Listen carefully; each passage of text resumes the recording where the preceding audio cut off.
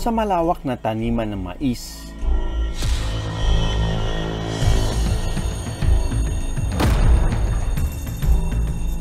May uod na sumasalakay. Hindi sila agad mapapansin dahil paloob sila kung umatake.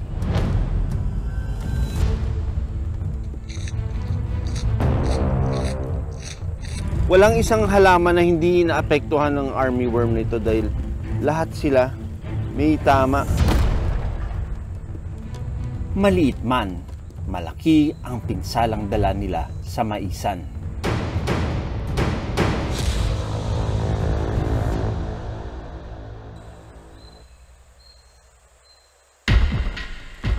Kung may isang bagay man na paboritong gawin ng mga fall armyworms o harabas, ito ay ang kumain.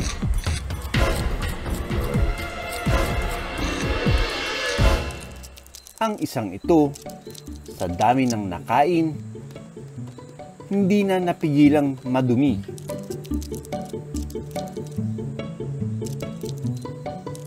Dahil busog na, naghahanap na siya ng pwesto kung saan magpapahinga.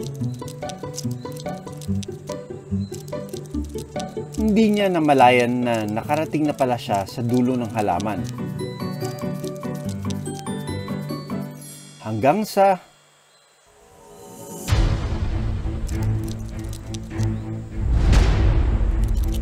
ang hindi alam ng harabas, may panganib palang naghihintay sa kanya sa baba.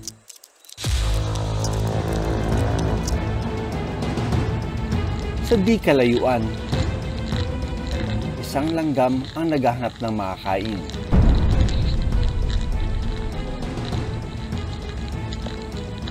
Maya-maya pa, napansin niya na nalaglag na ang harabas. Kaya agad itong umatake. Dahil mag-isa lang ang kalaban, nagawa pang tumakas ng harabas. Pero hindi siya titigilan nito. Sa tindi ng sting ng langgam, nangihina na ang harabas.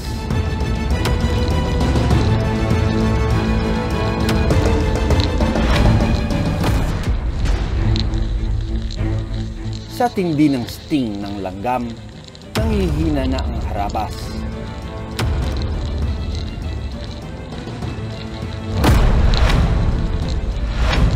Pero patuloy pa rin siyang lumalaban.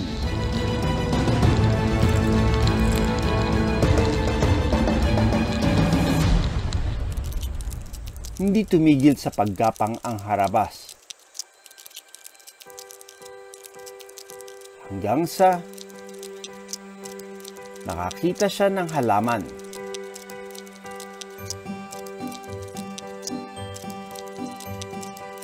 Mula rito, tinitignan niya kung nasa paligid pa ang langgam.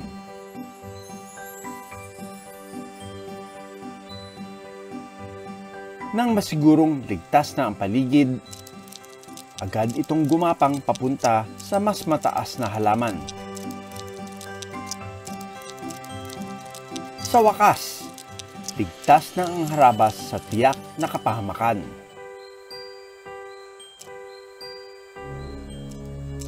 Sa kwentong ito, hindi talaga harabas ang bida. Dahil ang totoo, kaaway sila ng mga magsasaka. Ang mga harabas kasi, may tuturing na peste sa maisan. And ito, unang tingin ko pa lang, ayun, may nahulog na kagad na armyworm. That's one. Ayun, positive na naman, nasa core ng young plant na ito. Ayun, kinakain niya. They go into the core of this plant. Kinakain nila yung pinaka-shoot. Walang isang halaman na hindi naapektuhan ng armyworm na ito dahil lahat sila may tama.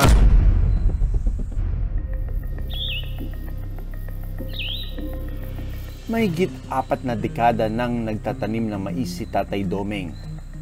Pero 4 na taon na ang nakaraan nang magsimula ang malaki nilang problema. Mga 4 na taon na nung unang pumasok sa amin yung uod na yan, na halos walang sumapit sa akin mais. Kasi ang dapat na halos 50 to 60 kaba ng mais, ang nakuha ko lang ang 6 na sako. Mahigit 50,000 pesos daw ang nalugi kay Tatay Domeng nang mameste ang fall army worms o harabas sa kanyang maisan. Itong pananalasa, bago lang ito. 2019 lang na-detect ang presensya ng mga fall army worm. At ang kanyang target is corn. June 2019 sa Cagayan, unang naitala ang fall army worms sa Pilipinas. Galing ito sa mga tropical areas sa Estados Unidos at kalaunan ay nakarating na rin sa Asia. Sa ngayon, apektado nito ang 76 na probinsya sa bansa at mahigit 9,000 magsasaka. Kahit pa raw gumamit ng insecticide, hindi raw tuluyang namamatay ang mga harabas. Army worm na ito, buhay na buhay. Kahit na-sprayan na sila ng insecticide, kaya niyang mangitlog ng 100 to 400 eggs per adult na moth. Sa sobrang takaw nila, kahit pa nga sarili nilang kalahi, hindi nakakaligtas.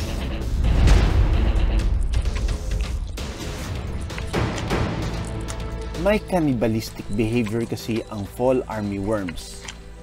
Ang mas malaking harabas na ito, walang habas na kinain ang mas maliliit. Hanggang sa tuluyan na itong maubos.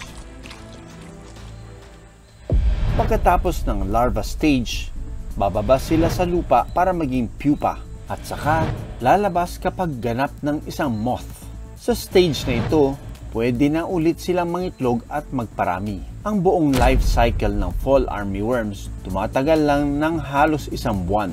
Kaya naman, ganoon na lang sila kabilis kung magparami. Para mapigilan ang pagdami nila, nakatutulong ang mga predators gaya ng ibon at ibang insekto. Ang nakikitang solusyon ng Department of Agriculture para makontrol ang kanilang pagdami, crop rotation o pagpapalit ng tanim. Hindi siya makontrol dahil nga yung cultural management ng farmer ay mali. Ang recommendation namin sana, mga 3 years na hindi sila magtanim. Pero syempre, alam mo naman, ang habol ng farmer is kumita. Ay wala naman kaming ibang alam na trabaho kundi yan. Wala din naman kaming ibang itatanim kundi yan. Kasi kung katulad ng ibang crop, napakalaki lalo ng gastos. Hindi namin kayang gumastos ng gayong kalaki. Namamahagi rin ang gobyerno ng genetically modified corn na may resistance sa fall army worms. Makakatulong ito para mapigilan kung hindi man tuluyang maubos ang mga harabas. Malaki man ang pinsalang dala nila, ang maliliit na mga uod na ito gusto lang kumain at mabuhay. Sana dumating ang panahon na magkaroon ng balanse ang bilang ng mga harabas sa tulong ng biological control at mga predator para hindi na sila maging problema sa mga magsasaka.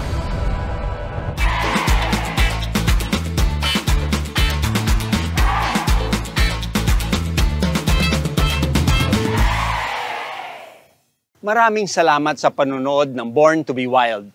Para sa iba pang kwento tungkol sa ating kalikasan, mag-subscribe na sa GMA Public Affairs YouTube channel.